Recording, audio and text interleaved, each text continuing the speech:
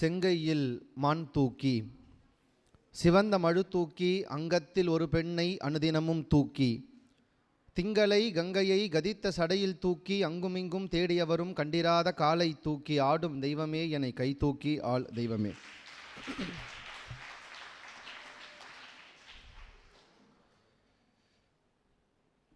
எங்களை போன்ற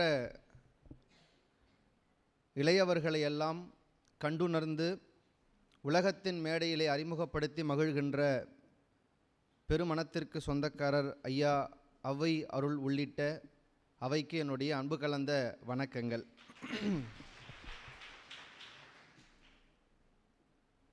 இன்னைக்கு இந்த நேரம் நான் இங்கே நிற்கிறது எனக்கு ரொம்ப பெருமையான ஒரு விஷயம். ஏன்னா சரியாக 8 வருஷத்துக்கு முன்னாடி இதே இளந்தமிழர் இலக்கிய பட்டறையில் நீங்கள் உட்கார்ந்துருந்த இடத்துல உட்கார்ந்து நான் கேட்டிருக்கேன்.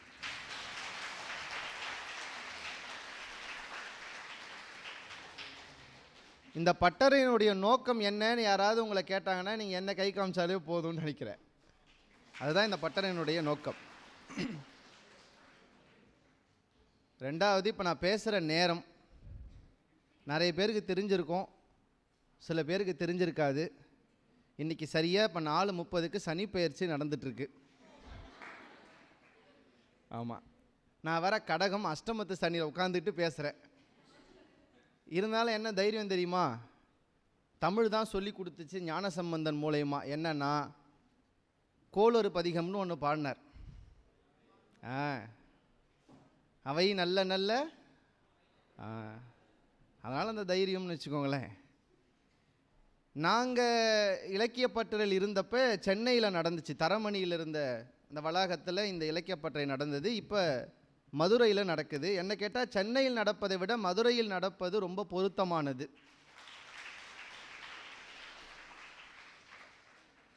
ஏன்னா தமிழை பாண்டியர்கள் சங்கம் வைத்து வளர்த்த மண் இந்த மதுரை என்பது மட்டுமல்ல, தமிழ்நாட்டில் இருக்கிற எத்தனையோ மாவட்டங்களை விட மதுரைக்கு ஒரு தனி ஸ்பெஷாலிட்டி, ஒரு தனித்துவம் உண்டு. பாருங்கள், மதுரை கார்பலருக்கு அவர் மட்டும் கை தட்டுறார். ஆமாம், நான் ஸ்பெஷாலிட்டினா நீங்கள் அடுத்து ஏன்னு கேட்கணும் இல்லை? இல்லை, ஒரு ஏன் போதும், ஒரு பதில் தான் சொல்ல போகிறேன். சரி சரி, உங்கள் எல்லாருக்கும் மகாத்மா காந்தியை நல்லா தெரியும். சரி, சிவபெருமானை நல்லா தெரியுமா? சரி, சிவபெருமானை பார்த்தீங்கன்னா எப்படி இருப்பார்? சடாமுடி வச்சுட்டு புலித்தோல் அரை கசைத்து பார்க்கறதுக்கே ரொம்ப பயங்கரமாக இருப்பார். அதுதான் சிவபெருமானுடைய கோலம். ஆனால் சிவபெருமான் மதுரைக்கு வந்தார். எதற்காக வந்தார்னா மீனாட்சியை திருமணம் செய்து கொள்வதற்காக மதுரைக்கு வந்தார். மதுரைக்கு வந்த அவரை எல்லாரும் நிறுத்திட்டு சொன்னாங்க, கல்யாணம் பண்ண போகிற மாப்பிள்ளை இப்படியா வர்றது, மாப்பிள்ளை மாதிரி வரக்கூடாதா அப்படின்னு கேட்டாங்க. சிவபெருமான் என்ன செஞ்சார்? தன்னுடைய கோலத்தை மாற்றி ஒரு மாப்பிள்ளை மாதிரி ராஜ அலங்காரத்தோட மதுரைக்கு வந்து திருமணம் செய்து அந்த ராஜ அலங்காரத்தோட மதுரையை விட்டு போனார். மகாத்மா காந்தி ஒரு நல்ல உடையோடு இந்தியாவை சுற்றி பயணம் வந்து கொண்டிருந்தார். மதுரைக்கு வந்தார். இங்கே ஒரு விவசாயி தன்னுடைய ஒரு துணியை துவைத்து இன்னொரு துணி போடுவதற்கு இல்லாமல் ஒற்றை துணியோடு இருப்பதை பார்த்து, இனி அவனுக்கு கிடைக்க வேண்டியது கிடைக்கிற வரை நானும் ஒற்றை துணியோடு தான் இருப்பேன் என்று தன்னுடைய ராஜ அலங்காரத்தை துறந்து விட்டு ஒற்றை துணியோடு மகாத்மா வெளியே போனார். மதுரையினுடைய மகத்துவம் என்ன தெரியுமா? ராஜா மாதிரி வந்த காந்தியை பரதேசி கோலத்திலும், பரதேசி போல வந்த சிவபெருமானை ராஜா கோலத்திலும் அனுப்பிய பெருமை இந்த மதுரைக்கு இருக்கிறது. இந்த மதுரை நமக்கு என்ன சொல்லுது? டேய், நீ மகாத்மாவாக இருந்தாலும் சரி, பரமாத்மாவாக இருந்தாலும் சரி, உள்ளே வந்துட்டு வெளியே போனால் நான் உன்னை மாற்றி தான் அனுப்புவேன்னு இந்த மதுரை சொல்கிறது. அதனால் இப்போ நீங்கள்லாம் இந்த பட்டறையை முடிச்சுட்டு இங்கிருந்து போகும்போது, ஆமாம், மாறி மாறி சரியாக வீட்டுக்கு போனால் சரி. ஆமாம், பாருங்கள், ரொம்ப அழகான தலைப்பு. அதுவும் இந்த மாலையில் பேசுறதுல எனக்கு ரொம்ப சந்தோஷம். இன்பத்துள் இன்பம் அப்படின்னு ஒரு தலைப்பு கொடுத்துருக்காங்க. அதுக்கு நான் ஒரு பொருள் சொல்லிடுறேன். இன்பத்துள் இன்பம், தமிழ் இன்பம்னு கொடுக்காம இன்பத்துள் இன்பம்னு ஏன் கொடுத்தாங்கன்னா, இன்பத்துக்கெல்லாம் சிறந்தது இன்பத்திலெல்லாம் தலையானது, இல்லை இன்பத்திலெல்லாம் உயர்ந்தது, அப்படியான ஒரு இன்பம் தமிழ் அப்படிங்கிறது தான் இந்த தலைப்பு. ஏன் அப்படி சொல்கிறாங்கன்னா, எல்லா இன்பமும் ஒரே மாதிரி இல்லை. இன்பத்துக்கு ஒரு குணம் இருக்குது. நீங்கள் ஒரு இன்பத்தில் போய் விழுந்தீங்கன்னா உங்களுக்கு மயக்கம் வந்துடும், தண்ணியிலே மறந்துடுவீங்க. உண்மையா? வயிறு நிறைய சாப்பிட்டோம்னா மறந்துடும். இன்பம் கொடுக்குற வேறு எந்த பொருளை உள்ளே எடுத்துக்கிட்டாலும் நம்மளை மறக்க வச்சிரும், மயக்கத்தை கொடுத்துரும். எந்த இன்பம் தலையாய இன்பம் என்றால், மயக்கம் தரக்கூடிய இன்பங்களுக்கு மத்தியில் எது ஒன்று தெளிவை தருகிறதோ அந்த இன்பம் உயர்வான இன்பம் என்றால் தமிழ் உயர்வான இன்பம். மயக்கம் தராது, மயக்கமோடு இருக்கிறவர்களுக்கு கூட தெளிவை தரக்கூடியது இந்த தமிழ். அதனால தான் இது இன்பத்துள் இன்பம். சரி, இப்போ நான் ரொம்ப உங்களை கஷ்டப்படுத்தலை, சாயங்காலம் ரொம்ப அழகாக சொல்கிறேன் பாருங்க. தமிழினுடைய இன்பத்தை எப்படியெல்லாம் ரசிக்கலான்னு நான் உங்களுக்கு ஒரு கைடு, ஒரு கையேடு ஒன்று கொடுத்துட்டு போகிறேன். அவ்வளோதான் நான் பண்ண போகிறேன் இன்றைக்கி. ஏன்னா மொத்த தமிழெல்லாம் உங்களுக்கு சொல்கிறதுக்கு முடியாது. அது ஒரு கடல், அந்த கடல்லேருந்து ஒரு துளியை நம்ம கொடுக்குறதே பெரிய விஷயம். என்ன கேட்டால், முதல்ல தமிழை ரசிக்க வேண்டும் என்றால் நம்ம முதல்ல சாப்பாட்டை ரசிக்க தெரியணும். யார் ஒருவர் சாப்பாட்டை நல்லா ரசிக்கிறாங்களோ அவங்க ரொம்ப ஈஸியாக தமிழை ரசிக்கலாம். ஆமாம், உண்மை. நான் பார்த்துருக்கேன். நம்ம இப்போ நான் பார்க்குற ஜாம்பவான்கள்லாம் ஐயாலாம் இருக்கார், தெரியும். இலங்கை ஜெயராஜா நீங்கள் கேள்விப்பட்டிருப்பீங்க. ரொம்ப அற்புதமான ஒரு சமய பேச்சாளர், இலக்கிய பேச்சாளர். அதை தாண்டி ஒரு பெரிய அருளாளர்னே சொல்லலாம் இலங்கை ஜெயராஜ் ஐயாவை. நான் அவரோட அடிக்கடி இருக்கும்போது பார்த்துருக்கேன். அறையில் சாப்பாட்டை அவ்வளோ ரசித்து சாப்பிடுவார். குலோப் ஜாமுன் வச்சாங்கன்னா வெறும் குலோப் ஜாமுன் அவருக்கு பிடிக்காது, அதில் ஐஸ்கிரீமும் சேர்த்து ரெண்டுத்தையும் சேர்த்து சாப்பிட்டா தான் அவருக்கு சாப்பிட்டா மாதிரி ஒரு சந்தோஷம் இருக்கும். எங்கள் ஸ்விக்கி சிவம் ஐயா இருக்கார் பாருங்க, அவரும் அதே மாதிரி தான். ஆற்காடில் நிகழ்ச்சி இருந்தால் பரவாயில்ல, ஆற்காடு ஒட்டனாப்பில் எங்காவது ஒரு நிகழ்ச்சி இருந்தால் கூட இந்த ஆற்காடு மக்கன் பேடான்னு ஒரு ஸ்வீட் இருக்குது பாருங்க, ஆற்காடுக்கு வரைக்கும் 60 கிலோமீட்டர் இருந்தால் கூட அங்கேருந்து வர வச்சுருவார். அந்த உணவு மேலே அவருக்கு ஒரு பிரியம் உண்டு. ஏன் காலையில் மாது ஐயா பேசினாருங்களே முதல் கூட்டத்தில், அவர் காஞ்சிபுரம் வந்தார்னா இந்த ராமா கஃபேன்னு ஒரு ஹோட்டல் இருக்குது, அங்கே வந்து அவர் முதல்ல கேட்குறதே என்னென்னா, தயிர் சேமியான்னு ஒன்று உண்டு எங்கள் காஞ்சிபுரத்தில். சேமியாவில் தயிர் போட்டு அது அழகாக ஒரு தயிர் சாதம் மாதிரி சேமியாவில் செஞ்சு அப்படி கொடுப்பாங்க, ஃப்ரிட்ஜில் வச்சு நல்லா சில்லுன்னு. எங்கள் மாதவையா வந்தார்னா தயிர் சேமியா சாப்பிடாமல் காஞ்சிபுரத்தை விட்டு போக மாட்டார்.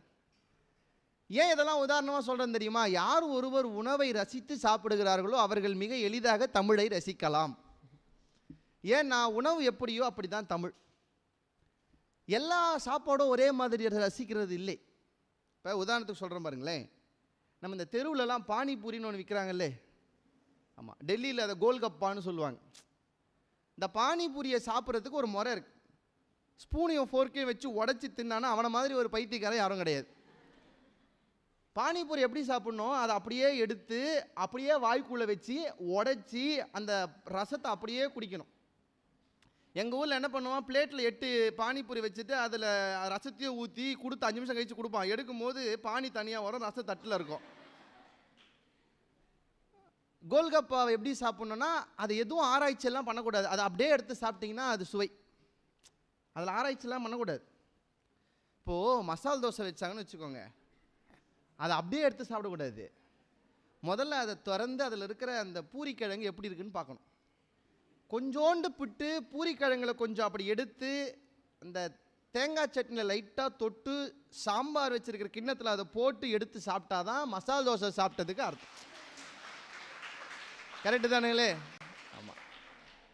இப்போ மதுரையில் இருக்கோம், பரோட்டானா ரொம்ப முக்கியம். சில பேர் பாருங்கள், ஆமாம், ஆனால் ஒன்று சொல்லிக்கிறேன், அது உடம்புக்கு நல்லது இல்லை, அதை ஞாபகம் வச்சுக்கோங்க.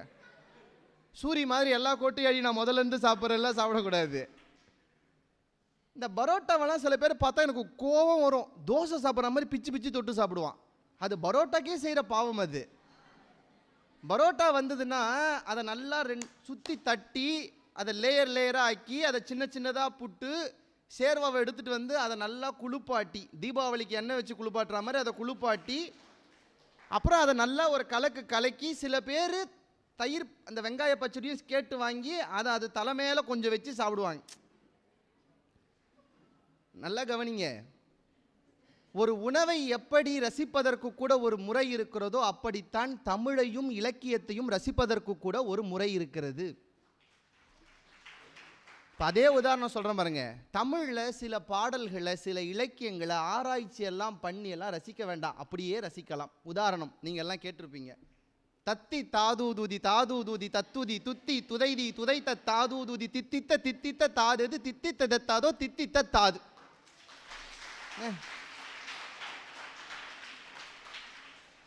இதே மாதிரி இன்னொன்று எதனால் காலமே தெரியும்ல. காக்கை காகா கூகை கூகை காகா காகை கோக்கு கூ காக்கைக்கு கை கைக்கு காக்கைக்கு கை கை காகா. இப்போ இந்த பாட்டை நீங்கள் ஆராய்ச்சி பண்ணி அர்த்தம்லாம் தேவையில்லை, கேட்டாலே அழகாக இருக்கு. பானிபூரி அப்படியே எடுத்து சாப்பிட்ற மாதிரி சில தமிழ் செய்யுள கேட்டாலே இன்பம், அது அப்படியே இன்பம். ஆனால் சில தமிழ் செய்யுள் இருக்கு பாருங்க, அப்படியே கேட்டால் அது இன்பம் இல்லை, கேட்டால் ஒன்றும் பெருசாக தெரியாது. ஆனால் அதோட பொருளை படிச்சிங்கன்னா இந்த மாதிரி ஒரு செய்யுள் இருக்குமான்னு ரசிக்கக்கூடியது இருக்கும். எப்படி இந்த மசால் தோசையிலேருந்து லைட்டாக கிழங்க ஓப்பன் பண்ணி பார்த்துட்டு அதை சட்னியோடையும் சாம்பாரோடையும் சேர்த்து சாப்பிட்ற மாதிரி சில செய்யுள் அப்படியே பார்க்கக்கூடாது, அது உள்ளே போய் அதனுடைய அழகை பொருள் புரிஞ்சு ரசிக்கிறது ஒரு ரகம். அதுக்கு ஒரு உதாரணம், எல்லாத்துக்கும் நான் ஒரு உதாரணம் சொன்னால் தான் நீங்கள் போய் அப்புறம் நிறைய ரசிக்க முடியும். சேரமான் கணைக்கால் இரும்பொறைன்னு ஒரு சேர மன்னன் இருந்தான். எனக்கு ரொம்ப பிடிச்ச ஒரு மன்னன். அவன் கோட்டை கதவை பார்த்தீங்கன்னாலே அவன் உள்ளே போக மாட்டீங்க. அவன் என்ன பண்ணி வச்சான், அவனுக்கு ஆகாத பகைவனை கொன்று அவன் தலையை வெட்டி அவன் முகவாயை பேத்து பல்ல எடுத்துட்டு வந்து தான் கோட்டை பூட்டில் பதிச்சு வச்சான். அப்படி ஒரு வீரன். ஆனால் அந்த வீரன் செங்கனான்கிற சோழனோடு போர் புரிகிற போது போரில் தோற்று போயிட்டான். தோற்று போனவன சிறையில் போட்டான். தாகம் எடுக்குது, தண்ணி கேட்குறான், அவமானப்படுத்தி தண்ணி கொடுக்குறாங்க. அவன் இதுக்கப்புறம் நான் ஏன் உயிர் வாழணும்னு ஒரு 7 வரியில் ஒரு பாடலை எழுதி விட்டு சேரமான் கணைக்கால் இரும்பொறை உயிர் நீத்தான். இந்த 7 வரி பாடலை இப்போ நான் சொல்கிறேன். இப்போ பாட்டாக கேட்டிங்கன்னா இது உங்களுக்கு ரசிக்க முடியாது. குழவி இறப்பினும் ஊன்தடி பிறப்பினும் ஆண் அன்று என்று வாளில் தப்பார் தொடர்படு ஞமலியின் இடர்படுத்து இரிய கேணல் கேளீர் வேளாண் சிறுபதம் மதுகையின்றி வயிற்றுத்தீ தனிய தாம் இறந்து உண்ணும் அறவை ஈன்மரோ இவ்வுலகத்தானே. இப்போ பாருங்கள், தத்தி தாதத்துக்கு கை தட்டின மாதிரி நீங்கள் தட்டல. ஏன்? ஏன்னா இது பானிபூரி இல்லை, இது மசால் தோசை. இது பொருளை பார்த்தீங்கன்னா இதை விட ஒரு என்ன ரசிக்க தமிழில் என்ன இருக்குது? சாக முடிவெடுத்துட்டான் இரும்பொறை. அவன் ஒரு 7 வரியில் கவிதை எழுதுறான். என்ன தெரியுமா எழுதுறான்? டேய், இந்த தமிழ்நாட்டில் ஒரு ஆண் குழந்தை பிறந்த உடனே இறந்துட்டாலும் சரி, இல்லை அது இறந்தே பிறந்தாலும் சரி, இறந்து பிறந்தா என்ன அது? பிண்டம். ஒரு குழந்தை பிறந்து இறந்தாலும் சரி, இல்லை அது இறந்தே பிறந்தாலும் சரி, இந்த ஆண் குழந்தை போரில் கலந்து விழுப்புண் இல்லாமல் புதைக்கிறமேன்னு வாள் கொண்டு மார்பிலே கீறி புதைக்கின்ற தமிழர் மரபிலே வந்த நான் இந்த சிறையிலே இருந்து சாக வேண்டுமா என்று தன்னுடைய உயிரை விடுகிறான் இரும்பொறை. இப்போ பாருங்க, அந்த பாட்டுக்கு சொன்ன உடனே கை தட்டினீங்க, இந்த பாட்டுக்கு பொருள் தெரிஞ்சதுக்கு அப்புறம் கை தட்டுறீங்க. சில தமிழ் இலக்கியங்கள் அப்படித்தான். அதில் இந்த இலக்கியத்தை நான் இதை விட ரொம்ப ரசிக்கிறது. இப்போ இது பொருள் தெரிந்து ரசிக்கிறோம். இதே செய்யுள் முத்தமிழறிஞர் கலைஞர் அவர்கள் இது அப்படியே அவருடைய நடையில் எழுதினார். அதுக்கு பொருளே தேவையில்லை, முதல்ல சொன்ன ரகம் அது. அப்படியே பொருளும் புரிஞ்சிடும், கேட்டாலே அப்படியே நம்மளே கீறி புதைச்சிக்கலாமான்னு இருக்கும், நம்மளை அப்படி இருக்கும். கலைஞர் எழுதினார் இந்த பாட்டு அப்படியே. குழவி ஒன்று இறந்து பிறப்பினும் சதை பிண்டம் ஒன்று பிறந்து தொலைக்கினும் போரில் கலந்து விழுப்புண் பெற்று மானமிகு வீரன் என்ற மாண்டிடாதபடி துடைப்பதற்காக வாள் கொண்டு மார்பில் கீறி உடல் அடக்கம் செய்திடும் மடலேறுகால் மலிந்திடும் மான மரபே தமிழர் மரபு அப்படின்னு கலைஞர் எழுதுறார். அதுதான் எங்களுடைய வீரம் அப்படின்னு. இது 2வது ரகம். இப்போ 3வது நம்ம பரோட்டா சொன்னோம் பாருங்க, பிச்சு பிச்சு ரசிக்கிறது. தமிழில் செய்யுளை ரசிக்கிற 3வது ரகம் என்ன தெரியுமா? அப்படியே ரசிப்பது 1, பொருள் தெரிந்து ரசிப்பது 2, மூன்றாவது அந்த பாடலின் நயத்தை எண்ணி எண்ணி ரசிப்பது 3. சில புலவர்கள் நயம்பட எழுதியிருப்பாங்க, அதெல்லாம் அந்த நயத்தை அப்படி ரசித்து பார்த்தா தான் அதோடைய அருமை நமக்கு தெரியும். அதுக்கு ஒரு உதாரணமாக இன்னைக்கு காலையிலேருந்து நிறைய இலக்கியங்கள் பேசினாங்க, பக்தி இலக்கியங்கள் அதிகமாக வரலன்றதால நான் அதை கொஞ்சம் தொட்டு ஒன்று சொல்கிறேன். ஏன்னா பக்தி இலக்கியங்களில் பக்திங்கிறதாலையும் ஒதுக்கக்கூடாது, பக்தியோடு மட்டுமும் பார்த்துடக்கூடாது, அதை தாண்டி அதில் இருக்கிற அழகெல்லாம் பார்க்கணும்ல. சிவபிரகாசர் கேள்விப்பட்டிருப்பீங்க, அவர் ஒரு பிள்ளை தமிழ் பாடுறார். இந்த பாட்டு எனக்கு ரொம்ப பிடிச்சது, நயம் ரொம்ப அழகான நயம். சிலர் வீடுகளில் போயிருக்கீங்களா, ஹஸ்பண்ட் அண்ட் ஒய்ஃபாக இருக்கிற வரைக்கும் அந்த வீடு நல்லா இருக்கும். இந்த குழந்தைன்னு ஒன்று பிறக்கும் பாருங்கள், சில வீட்டில் 2 குழந்தை பிறக்கும். ஒரு குழந்தை இருக்கிற வீட்டை கூட சமாளிச்சிடலாம். இந்த அண்ணன் தம்பி 2 பேர் இருக்கிற மாதிரி ஒரு வீட்டுக்குள்ளே போனீங்கன்னா டிஸ்கவரி சேனல் ஓப்பன் பண்ண மாதிரியே இருக்கும் அந்த வீடு. சிவபிரகாச சுவாமிகள் அப்படி ஒரு வீட்டை நமக்கு காமிக்கிறார். அந்த வீடு எங்கே தெரியுமா இருக்குது? கைலாயத்தில் இருக்கு. அந்த வீட்டுடைய தலைவன் யார் தெரியுமா? சிவபெருமான். தலைவி யார் தெரியுமா? பார்வதி. மூத்த பிள்ளை விநாயகர், இளைய பிள்ளை பரவாயில்ல ஆதார் கார்டே வச்சுருப்பீங்க போல இருக்கு எல்லாரும், சந்தோஷம். இந்த பாட்டை பாருங்க, தமிழ் இன்பத்துள் இன்பம். எந்த மொழியிலாவது தங்கள் கடவுளை இப்படியெல்லாம் நயம்பட எழுதி எழுதி ஒரு இனம் ரசித்திருக்குமா? எந்த இனமாவது ரசித்திருக்குமா? நான் இதை பார்த்தா எனக்கு அது கேள்வி எனக்குள்ள வருது. எந்த மொழியாவது உலகத்தில் தன் மொழியின் தெய்வத்தை இப்படி நயம்பட சொல்லி ரசித்திருக்குமா? சிவபிரகாசர் எழுதுறார் பாருங்க. சிவபெருமான் உட்கார்ந்துருக்கார், நம்ம படமே பார்த்துப்போம், உட்காந்துனே தான் இருப்பார் அவர். இப்போ என்ன ஆகுது, விநாயகர் அழுதுகினே வரார். யார்கிட்ட? சிவபெருமான் கிட்ட. நம்ம வீட்டில் எதனா நடக்கும், அப்பாட்ட அழுதுனே வந்து என்ன சொல்லுவான்? தம்பி என்ன அஷ்டம் கம்ப்ளைண்ட் பண்ணுறாரு விநாயகர். பாருங்கள் எவ்வளோ அழகான பாட்டு பாருங்கள், சிவபிரகாச சுவாமிகள் எழுதின பாடல். அரண் அவன் இடத்தில் ஐங்கரன் வந்துதான் ஐயா என் செவியை மிகவும் அருமுகன் கிள்ளினான் என்றே சினுங்கவும். அப்பாட்ட வந்து சொல்கிறான், அப்பா இந்த முருகம்மையா இருக்கானே என் காதை பிடிச்சி திருவிட்டான்ப்பான்னு அழுகுறான். சிவபெருமான் என்ன பண்ணார்? அவனை வர சொல்லு. முருகன் வந்து நின்னார். நம்ம முருகன் குசும்புக்காரன் இல்லை, அவனை மாதிரி ஒரு விளையாட்டு பண்ணுறோம் யார்? முருகன் வந்து நின்னான். அவரை பார்த்து கேட்டார், அத்தன் வேலவனை நோக்கி விரைவுடன் வினவவே, டேய் எதுக்கடா அண்ணனோட காதை பிடிச்சி கிள்ன? அதுக்கு முருகன் ஒரு பதில் சொன்னார் பாருங்க, அதுதான் டாப்பு. முருகன் சொன்னார், அப்பா என்ன நடந்ததுன்னே தெரியாமல் என்னை கேட்காதீங்க. ஏண்டா அவன் என்ன பண்ணான் தெரியுமா முதல்ல? அதுதாங்க சண்டையிலேயே அநியாயம் பிடிச்ச சண்டை. அவன் என்ன பண்ணான் தெரியுமா முதல்ல? அவன் என்ன பண்ணான் தெரியுமா முதல்ல? கடைசி வரைக்கும் எவன் முதல்ல பண்ணான்றதே அந்த சண்டையில் தெரியாது இல்லை. சொல்கிறேன் முருகன், அண்ணன் என் சென்னியின் விலங்குகண் எண்ணினன். நான் ஒன்றுமே பண்ணலப்பா, நான் எங்கேயோ அமைதியாக உட்காந்துருந்தேன். இவன் வந்து 1 2 3 4 5ன்னு என் 6 மூஞ்சில் இருக்கிற 12 கண்ணையும் எண்ணி எண்ணி என்னை கேலி பண்ணான்ப்பா. அதனால் காது பிடிச்சி திருவிட்டேன். இப்போ திரும்ப சிவபெருமான் அவரை பார்த்தாரு. வெம்பிடும் பிள்ளையை பார்த்து விநாயகர் கொஞ்சம் சாஃப்ட்டு, அழுதுருவார்.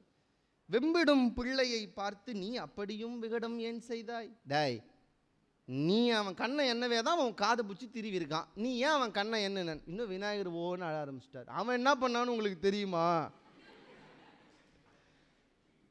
சிவபெருமானால பொறுமை தாங்க முடியல. என்னடா பண்ணான்? விநாயகர் சொல்றாரு, மறுவும் என் கை நீளம் முழம் அளந்தான். என் தும்பிக்கையை பிடிச்சி எவ்வளோ பெருசா இருக்குன்னு முழமுழமா போட்டு அளந்தான் பாவ.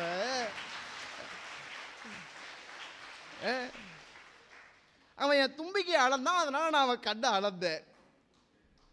இப்போ சிவபெருமானுக்கு பொறுமை இல்லை. அப்படி பார்க்குறாரு. உமை அம்மை இப்படி வரா. நம்ம வீட்டில் பார்த்துறீங்களா, 2 சண்டை போட ஒரு கட்டத்துக்கு மேலே அம்மா வந்துட்டாங்கன்னு இருந்தால் அவன் பிள்ளைய புடின்னு கொடுத்துருவாங்கல்ல. சிவபெருமான் பார்க்குறாரு, மலை அறை அவன் உதவ வரும் உமை அவளை நோக்கி நீ மைந்தனை பாராய் அப்படின்னு கொடுக்குற. இந்த பாட்டை பாருங்க. இப்போ ஒரு முறை முதல்லேருந்து சொல்கிறேன், பொருள் தெரிஞ்சிருச்சா? இப்போ இந்த பாட்டு எவ்வளவு ரசிக்கிற இன்பம் கொடுக்குதுன்னு பாருங்க. அரண் அவன் இடத்தில் ஐங்கரன் வந்துதான் ஐயா என் செவியை மிகவும் அருமுகன் கிள்ளினான் என்றே சினுங்கிடவும், அத்தன் வேலவனை நோக்கி விரைவுடன் வினவவே, அண்ணன் என் சென்னியின் விலங்குகன் எண்ணினான் என, வெம்பிடும் பிள்ளையை பார்த்து நீ அப்படியும் விகடம் ஏன் செய்தாய் என, மறுவு என் கை நீளம் முழமளந்தான் என்ன, மயிலவன் நகைத்து நிற்க. இவன் சொல்லும் போது முருகப்பெருமான் இப்படி சிரிச்சுன்னு இருக்காரா. பண்ணுறதெல்லாம் பண்ணிட்டாரு. மயிலவன் நகைத்து நிற்க மலை அரவன் உதவ வரும் மோயவளை நோக்கி நீ மைந்தனை பாராயின்னு கொடுக்கிறார். எவ்வளவு அழகில்ல?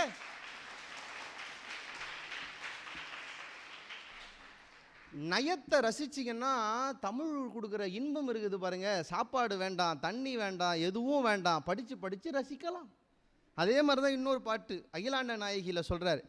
சிவபெருமானுக்கு ஒரு பேர் இருக்குது தெரியும்ல, பித்தன்னு பேர். பித்தன்னு பேர். பித்தன்னா என்னங்க? பரவாயில்ல, இது நல்லா தெரிஞ்சு வச்சுருக்கீங்க. உங்களுக்கு ஒன்று சொல்லவா? அவரை பித்தன்னு முதல்ல யார் சொன்னதுன்னா சுந்தரர் சொன்னது. சுந்தரர் என்னப்பா உன்னை பற்றி நான் பாடணும்னு கேட்டப்ப என்ன தான் நீ பித்தான தானே சொன்ன, நீயே பாடு அப்படி சொல்லி தொடங்கி பாடுனா தான் பித்தா பிறை சூடி பெருமானே அருளாளான்னு பாடினார். ஏன் இறைவனை பித்தன்னு சொல்கிறாங்கன்றதுக்கு ஏதாவது காரணம் தெரியுமா உங்களுக்கு?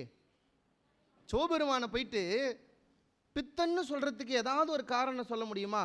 அதுக்கு நான் ஒரு அப்பியரன்ஸை வச்செல்லாம் நம்ம சொல்ல முடியாது. இன்றைக்கி முக்காசு பேர் அப்படி தான் சுற்றுறான் ட்ரெண்டுன்னு, அப்புறம் அவனுக்கெல்லாம் என்ன பேர் சொல்கிறது? ஆனால் இங்கே பாருங்கள், அகிலாண்ட நாயகி மாலை ஒரு பாட்டு சொல்லுது, அதான் நயம். தமிழையின் சில பாடல்கள் அப்படியே ரசிப்பது, பொருள் புரிந்து ரசிப்பது, நயமறிந்து ரசிப்பது. இது நயமறிந்து ரசிப்பது. ஏன் சிவபெருமான் பித்தன் அப்படின்னு இவர் ஒரு பாட்டு சொல்கிறார். அற்புதமான பாட்டு. இந்த பாட்டை கேட்டால் சிவபெருமானே ஐ அக்செப்டட்ரா போடான்றுவார். ஆமாண்டா நான் பித்தன் தாண்டா ஏற்றுக்கிறேன்டான்டுவார் சிவபெருமானே. அப்படி ஒரு பாட்டை இவர் பாடுறாரு பாருங்க, எவ்வளோ அழகான பாடல். அவர் சொல்கிறாரு,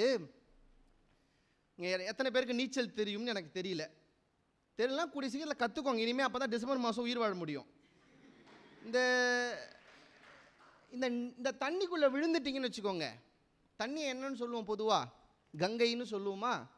இந்த தண்ணிக்குள்ளே விழுந்துட்டிங்கன்னா அது உங்களை 3 முறை காப்பாற்றும். தெரியுமா? விழுந்தவனுக்கு தெரியும். அதை விழுந்து உணர்ந்தவன் வெளியில் வந்தால் தெரியும், அப்படியே போனவனுக்கு தெரியும், சொல்ல முடியாது பாவம் அவனால். 3 முறை தண்ணி நம்மளை காப்பாற்றும். இப்படி உள்ளே போனீங்கன்னு விழுந்தீங்கன்னா வேணா அப்புறமா போய் ட்ரை பண்ணி பாருங்கள். அதுக்குன்னு என் பேர் எழுதி வச்சுட்டுலாம் ட்ரை பண்ணுறாதீங்க, சும்மா ட்ரை பண்ணி பாருங்க. தண்ணி என்ன செய்யும் தெரியுமா? 3 முறை உங்களை மேலே கொண்டு வந்து 4வது முறை உங்களை கொண்டு வராது, கொண்டு போயிடும். இவர் பாடுறாரு, சிவபெருமான அம்மையை பாடும்போது சொல்கிறாரு, அம்மா உன் கணவன் சிவபெருமான் பித்தன். ஏண்டா சொல்கிறார், அளவரு பிழைகள் பொறுத்தருள் நின்னை அணிவுறு பாதியில் வைத்து தளர் பிழை 3 பொறுப்பவள் தன்னை சடைமுடி வைத்தனன், அதனால் பிளவியல் மதியம் சூடிய பெருமன் பித்தன் என்று பெயர் பெற்றான். அப்படின்னா என்ன? அவன் சொல்கிற, அம்மா 3 முறை பிழை பொறுக்கிறவ தண்ணி, அந்த கங்கை. ஆனால் நீ இருக்கியே, நான் எத்தனை பிழை பண்ணாலும் பொறுக்கிறவ என் அம்மா நீ. 1000 பிழை பொறுக்கிற உன்னை போய் பக்கத்தில் வச்சுக்கிட்டு 3 முறை மட்டுமே பிழை பொறுக்கிற கங்கையை தலையில் வச்சு கொண்டாடுறானே அந்த சிவபெருமான் ஒரு பித்தன்னு பாடுற. இப்போ சொல்லுங்க, சிவபெருமான் இதை அக்செப்ட் பண்ணுவாரா மாட்டாரா? அக்செப்ட் பண்ணிப்பார். அது ஒரு அழகு இல்லை? அது எவ்வளவு அழகாக அந்த இடத்த அப்படி அணுகி எடுத்துகிட்டு போகிறா பாருங்க தமிழில். அப்போ இப்படி தமிழை ரசிக்கிற விதம் உங்களுக்கு நான் 3 விஷயங்களை சொல்லியிருக்கிறேன். திரும்ப ஒரு முறை ஞாபகப்படுத்துகிறேன். தமிழின் சில இலக்கியங்களை அப்படியே ரசிப்பது, தமிழில் சில இலக்கியங்களை பொருள் அறிந்து ரசிப்பது, தமிழில் சில இலக்கியங்களை பொருள் அறிந்து நயமறிந்து ரசிப்பது. இப்போ 4வது ஒன்று சொல்கிறேன். நீங்கள் 3 தானே சொன்னீங்க, இப்போ என்ன 4வதாக ஒன்று சொல்கிறீங்கன்னு இல்லை, இந்த 3 தான். இந்த 3 எப்படியெல்லாம் ரசிக்கணும்னு ஒரு கால வரையறையோடு சொல்கிறேன்.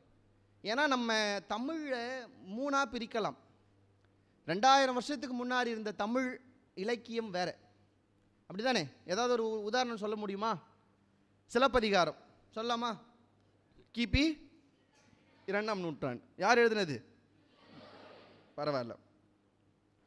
1000 வருஷத்துக்கு முன்னாடி கிட்டத்தட்ட வந்தது அப்படின்னா கம்பர் எழுதின ராமாயணம் சொல்லலாமா? சரி. இப்போ நம்ம காலத்தில் வந்த நூல்களில் கொஞ்சம் அழகான அற்புதமான நூல்னா பாரதியாருடைய கவிதைகளை சொல்லலாமா? கொஞ்சம் பெருசாக எடுத்துக்கலாம் 3. என்ன கேட்டால், நீங்கள்லாம் தமிழினுடைய இன்பத்தை ரசிக்கணும்னு ஆசைப்பட்டீங்கன்னா இந்த 3 பேர்கிட்ட போங்க. இளங்கோவடிகள் வீட்டு கதவை தட்டுங்கள், கம்பன் வீட்டு கதவை தட்டுங்கள், பாரதியார் வீட்டு கதவை தட்டுங்கள். அதுக்காக உங்கள் தெருவில் கம்பன் யாரும் இருக்காங்கன்னு அவர் வீட்டை போய் தட்டுறாதீங்க. இலக்கியங்களை எடுத்து பாருங்க. இந்த 3 இலக்கியங்களைப் போல தமிழை ரசிப்பதற்கு வேறு இலக்கியங்கள் தேவையில்லை. இந்த 3 தவிர வேற ஒரு இலக்கியம் வேண்டாம். இப்போ அதுக்கு நான் ஒரு உதாரணம் சொல்கிறேன் பாருங்க. அதில் சரி, உங்ககிட்டே ஒரு ஆப்ஷன் வைக்கிறேன், நீங்கள் என்ன மனநிலையில் இருக்கீங்கன்னு. முதல்ல சிலம்பு பார்க்கலாமா, கம்பன் பார்க்கலாமா, பாரதி பார்க்கலாமா? சரி, ஒன்றா சொல்லுங்கப்பா. சரி, சிலப்பதிகாரமே எல்லாரும் சொன்னீங்க. சிலப்பதிகாரத்திலிருந்து வரேன். சிலப்பதிகாரத்தோட அழகே கண்ணகியிலிருந்து தான் தொடங்குது. கம்பராமாயணமே என்ன கேட்டால் சீதையை சுற்றி தான் இருக்கு. பாரதியார் கவிதைகள்லேயே திரௌபதியினுடைய பாஞ்சாலி சபதம் மாதிரி ஒரு அற்புதமான ஒரு காவியம் எதுவும் இல்லை. இந்த கண்ணகியில் சிலப்பதிகாரத்தில் நீங்கள் ரசிக்கிற விஷயங்கள் நிறைய இருந்தாலும் நான் ஒரு இடத்த உங்கள் எல்லாருக்கும் பரிட்சயமான இடத்த சொல்கிறேன். என்ன இடம் சொல்லுங்கள் பார்ப்போம்? வழக்குரை காது. ரொம்ப அழகா. நான் காலையிலேருந்தே பார்த்துட்ருக்கேன். முதல்ல உங்களை நான் ரொம்ப பாராட்டணும். ஏன்னா எங்கள் பேட்ச்லலாம் என் திருக்குறளே திரும்ப சொல்ல சொன்னால் கூட நாங்கள் சொன்னதில்லை. ஆனால் நீங்கள் புறநானூறு பாடலை காலையில் சொல்கிறாரு, நீதி நூல் விளக்கம் சொல்கிறாரு, நீங்கள் அடுத்த வரியை சொல்கிறீங்கன்னா இந்த தலைமுறை எவ்வளவு செழுமையாக இருக்கிறது என்பதை பார்த்து நாங்கள் சந்தோஷப்படுகிறோம். உண்மையிலே நாங்கள் அப்படி இல்லை தான், இந்த அளவுக்கெல்லாம் இல்லை. நீங்கள் எவ்வளோ அழகாக சொல்கிறீங்க. ஒரு வரி சொன்னாலே அடுத்து சொன்னால் எங்களுக்கு பயமாக இருக்குது. பாருங்க, நான் எழுதலாம் இல்லை, முதல்ல அப்படியே பேசலான்னு இருந்தேன். இப்போ நான் ஏன் எழுதிட்டு வந்தேன்னா எனக்கு ஒரு பயம் வந்துருச்சு. நான் ஏதாவது தப்பாக சொல்லி நீங்கள் அங்கேருந்து தம்பி நீ தப்பாக சொல்கிற அப்படின்ட்டு நீங்கள் சொல்லிட்டீங்கன்னா அந்த பயத்துக்கே எழுதிட்டு வந்திருக்கேன். அவ்வளோ அழகாக சொல்கிறீங்க. சிலப்பதிகாரத்தில் வழக்குரை காதை ரொம்ப அழகான ஒரு இடம். அது வெறும் வழக்குரை காதை மட்டும் இல்லை, தமிழினுடைய திறம், இளங்கோவினுடைய திறம், கண்ணகியினுடைய திறம் மூன்றும் வெளிப்படக்கூடிய ஒரே இடம். கண்ணகியை எப்படி காமிச்சிருப்பாங்க தெரியுமா? அழுமுஞ்சு மாதிரியே காமிச்சிருப்பாங்க. அவளுக்கு உலகமே தெரியாதுங்கிற மாதிரி காமிச்சிருப்பாங்க. ஆனால் கண்ணகி மாதிரி ஒரு ஜீனியஸ் இந்த இலக்கியத்திலேயே யாரும் இல்லைங்கிறத வெளிப்படுற ஒரு இடம் வழக்குரை காதை.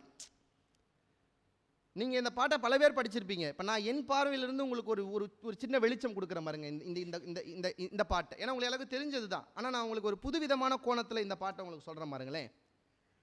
கண்ணகி போய் நிற்கிறாளா, உள்ளே போனவொடனே பாண்டியன் மன்னன் என்ன சொல்கிறான் தெரியுமா? அந்த வார்த்தைகளை நல்லா கவனிங்க. நீர்வார் கண்ணை எம்முன் வந்தோய் யாரையோ நீ மடக்கொடியோய், இப்படி தான் ஸ்டார்ட் பண்ணுறான். மடக்கொடினா என்ன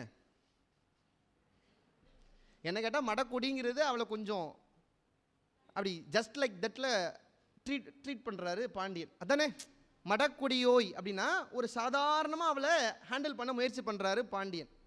இப்போது நீங்கள் அந்த இடத்துல இருக்கீங்க, உங்களுக்கு ஒரே ஒரு வாய்ப்பு, சின்ன வாய்ப்பு தான். அது சினிமா ஷூட்டிங் கிடையாது, திரும்ப திரும்ப ஸ்கிரிப்ட் சொல்கிறதுக்கெல்லாம் உயிரே போகிற சூழல். உங்களுக்கு பேச அதுதான் நேரம். நீங்கள் அதுக்குள்ளே என்ன சொல்லணுமோ சொல்லணும். இப்போ எடுத்த உடனே அவள் பார்க்குறா, பாண்டியன் தன்னை பேசுகிற விதமே ரொம்ப இயல்பாக தன்னை ஹேண்டில் பண்ணுறான். இப்போ இவளுக்கு முதல்ல என்ன வேணும்னா, முதல்ல அவன் நமக்கு பயப்படணும். ரெண்டாவது, அவன் தப்பு பண்ணிட்டாங்கிறத முதல்ல அவனுக்கு ஒரு பயம் வரணும். என்ன தப்புன்னா முதல்ல சொல்ல தேவையில்லை, சொல்லாமே அவனுக்கு ஒரு பயத்தை கொடுக்கணும். என்ன பண்ணா பாருங்க, நீ யாருன்னு தானே கேட்டான், நம்மள அந்த ஆதார் கார்டு எடுத்து இதான் தான் இதுன்னு காமிச்சிருக்கணும். இல்லை என் பேர் கண்ணகிப்பா, நீ கொண்டு போட்டியே அவனுடைய மனைவின்னு சொல்லியிருக்கணும். அப்படி சொல்லலை. இவ அடுத்து சொல்கிறா மடக்கொடின்னு சொன்னதுக்கப்புறம், தேரா மன்னா, எப்பவுமே ஒன்று சொல்கிறேன், நீங்கள் யார், நீங்கள் எவ்வளவு தைரியமானவர் என்பதை நீங்கள் ஒரு மணி நேரம் பேசுகிற பேச்சு சொல்லாது. நீங்கள் தொடங்குகிற முதல் 3 வரியே நீங்கள் எவ்வளவு தைரியமானவர் என்பதை இந்த உலகத்திற்கு சொல். நீங்கள் நேர்காணல்லாம் போனீங்கன்னா நீங்கள் கை கொடுத்து ஹலோ சொல்கிறதே போதும் நீங்கள் சரியானவராங்கிறத. சில பேர்லாம் கை கொடுத்துட்டு ஹலோவை அடி வயிற்றுலேருந்து எடுப்பான், வாயிலிருந்து வராது. ஏன்னா நீங்கள் முதல்ல, அதுக்கப்புறம் நீ என்ன இடைஞ்சாலும் குழஞ்சாலும் பரவாயில்ல, ஃபர்ஸ்ட் ஹவ் யூ ஃபேஸ், நீ எப்படி உன்னை காண்பிக்கிறாய்ங்கிறது ரொம்ப முக்கியம். சீதை எடுத்தவொடனே காண்பிச்சா, தேரா மன்னா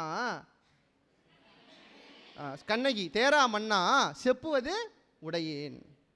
தேரா மன்னாலே முடிஞ்சு போச்சு. என்ன டே நீ மன்னங்கிறதுக்கே தேர்ச்சி இல்லாதவன், நான் சொல்கிறதுக்கு இருக்கு. ஏன் இப்போ நான் கொஞ்சம் பெருசாக பேச போகிறேன், நீ அமைதியாக கேட்கணும். இந்த ஒரு வார்த்தையும் கவனிங்க. நான் உங்களுக்கு ஒரு புது கோணத்தில் இந்த வழக்குரை கதையை உங்களுக்கு சொல்கிறேன். தேரா மன்னா, முதல்ல நீ எனக்கு என்ன லெவலில் வச்சிருக்கங்கிறத அவளுக்கு சொல்லிட்டா முதல்ல. ரெண்டாவது, நான் செப்புவது உடையேன், நான் சொல்கிறதுக்கு நிறைய விஷயம் இருக்கும், குறுக்க பேசாமல் கேளு. அடுத்து ஆரம்பிக்கிறா பாருங்க. எள்ளரு சிறப்பின் இமையவர் வியப்ப புல்வுரு புன்கண் தீர்ந்தோ நன்றியும் வாயில் கடைமணி நடுநா நடுங்க ஆவின் கடைமணி உகுநீர் நெஞ்சு சுட தான் தன் அரும்பெறல் புதல்வனை ஆழியில் மடித்தோன் பெரும் பெயர் புகார் என் பதியே. எல்லாரும் முதல்ல பேரை சொல்லிட்டு அட்ரஸ் சொல்லுவாங்க. இவன் முதல்ல அட்ரஸை சொல்கிறான். ஏன்? அவனுக்கு இப்போது மிரட்டணும்னு முடிவு பண்ணிட்டா இவன்.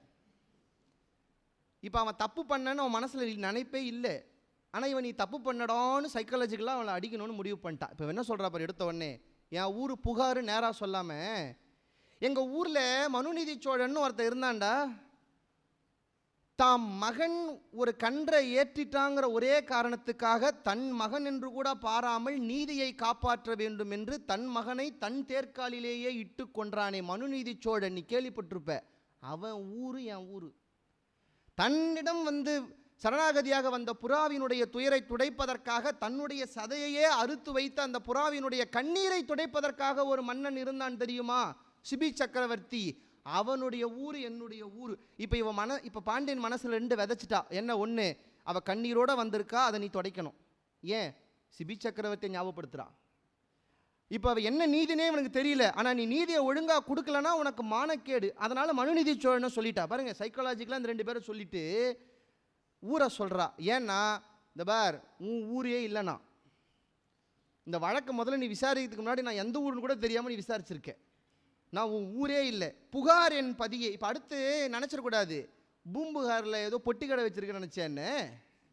அவன் அடுத்து சொல்கிறான் என்னன்னு, அவ்வூர் ஏசா சிறப்பின் இசைவிலங்கு பெருங்குடி மாசாத்துவானின் மகனை ஆகி வாழ்தல் வேண்டி ஊழ்வினை துறப்ப சூழ்கடல் மன்னா நின்னகர் புகுந்து. டேய், உங்ககிட்ட இருக்கிற செல்வத்துக்கு மேலே செல்வம் வச்சு வாழ்கிறான்டா என் மாமனார். அங்கிருந்து ஊழ்வினடா எங்கள் நேரம் இங்கே நீ பண்ண காரியத்தால் என் கார் சிலம்பு பகர்தல் வேண்டி நின்பால் கொலைக்களப்பட்ட. பாருங்க, நீயே கொன்னு நேராக சொல்கிறாங்க. ஏன்னா அவளுக்கு குற்றத்தை அவன் அப்புறம் எங்கே எடுத்துகிட்டு போயிடுவான் கேஸை? பொற்கொள்ளனை கூட்டியா, அந்த வாயிற்காவலனை கூட்டியாலாம். ஏய், அக்யூஸ் நம்பர் 1 நீ தான்.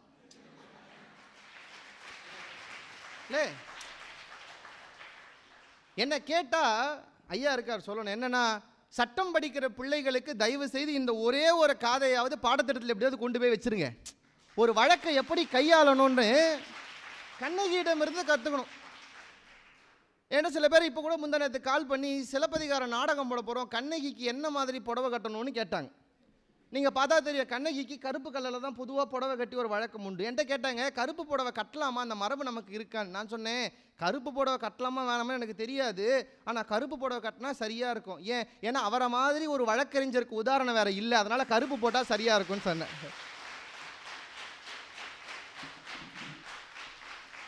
இப்போ பாருங்க, தான் எந்த ஊர், தான் மாமனார் யார், தான் கணவர் யார், நான் ஏன் இங்கே வந்தேன், இப்போ என் பேர் கண்ணகி என்பது என் பெயருன்னு சொன்னதுக்கப்புறம் முதல்ல எப்படி ஆரம்பித்தான்? மட கொடி. இப்போ தலைவர் பேசுகிறாரு, பெண்ணனங்கி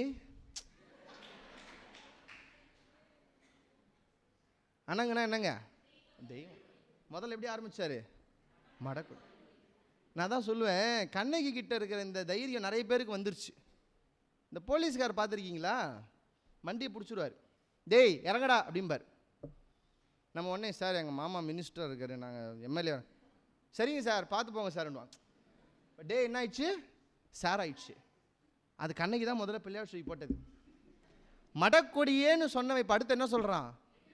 பெண்ணனங்கே கல்வனை கோரல் கடுங்கோல் என்று. டோனை மாற்றினா பாருங்க. யாரை? சிம்மாசனத்தில் வெண்கொற்ற குடையின் கீழே காவலர்களோடு இருக்கிற ஒரு பாண்டிய மன்னனினுடைய வாயிலிருந்து வரக்கூடிய வார்த்தைகளின் வீரியத்தை கூட ஒரு சாதாரண பெண்ணால் அசைத்து பார்க்க முடிந்தது என்றால் அதுதான் கண்ணகி. இந்த சிறப்பு கண்ணகியால் மட்டும் நடந்ததில்லை. இந்த தமிழ் வார்த்தைகள், இந்த 10 வரிகளில் இந்த அழகை சொல்ல முடிகிறது என்றால் இது தமிழ் கொடுத்த கொடையை விட வேற என்னன்னு சொல்ல முடியும்? சொல்லுங்க. இல்லை, ஒரு மன்னன் மன்னனாக இருப்பதற்கு தேர்ச்சி இல்லாதவன் என்பதை சொல்வதற்கு தேரா மன்னா என்கிற 2 சொல்லை இந்த தமிழால் குடிக்க முடிந்தது என்றால் இதை விட வேற என்ன பெருமை இந்த தமிழுக்கு இருக்க முடியும்னு சொல்லுங்க. இது கண்ணகி மூலமாக நீங்கள் பார்க்க வேண்டிய இளங்கோ காட்டுகிற தமிழின் அழகு. இதுக்கப்புறம் நீங்கள் தனியாக போய் நிறைய படித்து சந்தோஷப்படுங்க. நான் இன்னொன்று வேணா சொல்லிடுறேன். ஏன்னா கண்ணகிங்கிறதால சில பேர் சொல்லுவாங்க, கண்ணகியை என்ன கூப்பிட்டோடனே வந்துட்டா, வா மதுரைக்கு போகலான்னு உடனே இன்னொரு வீட்டில் இருந்துட்டு வந்தா, மாதவியோடு இருந்துட்டு வந்தா, ஒரு வார்த்தை எதுவுமே கேட்காம வந்துட்டாளே அப்படின்னு சொல்லுவாங்க. அப்படி கிடையாது. கண்ணகி பேசிய இடங்கள் மிக குறைவு, ஆனால் பேசிய ஒவ்வொரு இடங்களும் செப்பேட்டில் பதிக்க வேண்டிய அளவிற்கு ரொம்ப ஆழமான பேச்சு. மதுரைக்கு போன உடனே இவ சமைச்சு கொடுக்குறா, சாப்பிட்டு கோவலனுக்கு சும்மா இருக்க முடியாமல் அவனே வார்த்தையை விட்டு வாயை கலறான் கண்ணகி. ஏம்மா உன்னை இவ்வளோ கஷ்டப்படுத்திட்டேனே, திடீர்னு வந்தேன், மாமா போகலான்னு ராத்திரியாக கூப்பிட்டேன், உங்கள் அம்மா அப்பா கிட்ட சொல்லாமல் என் கூட வந்துட்டியம்மா, ஏம்மான்னு கேட்டார். அவள் அது வரைக்கும் அமைதியாக இருந்தா, சோ கால்டு ஹஸ்பண்டான்னு இருந்தியன்றதால அமைதியாக இருந்தா. இப்போ இவன் கேட்டுட்டான்ல, ரொம்ப அழகான 3 வரி அது கண்ணகி பேசுகிற 3 வரி. போற்றா ஒழுக்கம் புரிந்தீர். எல்லாரும் சொல்கிறாங்க கோவலன் எதுவுமே கேட்கலன்னு. கேட்டா என்ன கேட்டா, ஏய் எவனாவது போற்றக்கூடிய ஒழுக்கத்தை நீ செஞ்சியா? அவ்வளோ ஒரு ஒழுக்கமற்ற செயலை நீ செஞ்ச. இருந்தாலும் நான் ஏன் உங்ககிட்ட வந்தேன் தெரியுமா, நீ கூப்பிட்ட உடனே?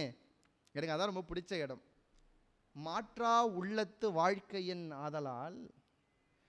இது உரை ஒரு மாதிரி சொல்கிறாங்க, ஆனால் நான் இதுக்கு உரை எப்படி பார்க்குறேன்னா, இவ சொன்னது மாற்றா உள்ளத்து வாழ்க்கைன்னா, நீ வேணும்னா நான் இல்லைன்னா மாதவி, மாதவி சரியில்லைன்னா நான் மாற்றிப்ப, ஆனால் உன்ன மாதிரி நான் கிடையாதுடா, எனக்கு எப்போவுமே நீ ஒரு ஆள் தான்.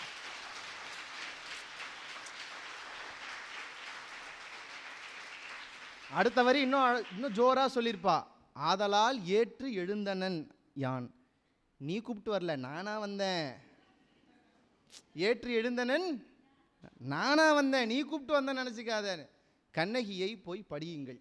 கண்ணகியை விட தமிழை ரசிக்க வேறு ஒருவள் நமக்கு தேவையில்லை. இப்போ அடுத்து சீக்கிரமாக முடிச்சிடலாம், டைம் ஆகிடுச்சுன்னு நினைக்கிறேன். ஒரு 10 நிமிடம். சரி சரி, ரொம்ப சந்தோஷம். கண்ணகிக்கு அப்புறம் அடுத்து கம்பன் வாங்கலேன். கம்பனை மாதிரி ரசிக்க, ஐயோப்பா 10,000 கவிதைகளை முத்தாக அள்ளித்தந்த சத்தான கம்பனுக்கு ஈடு இன்னும் வித்தாகவில்லை என்று பாடு.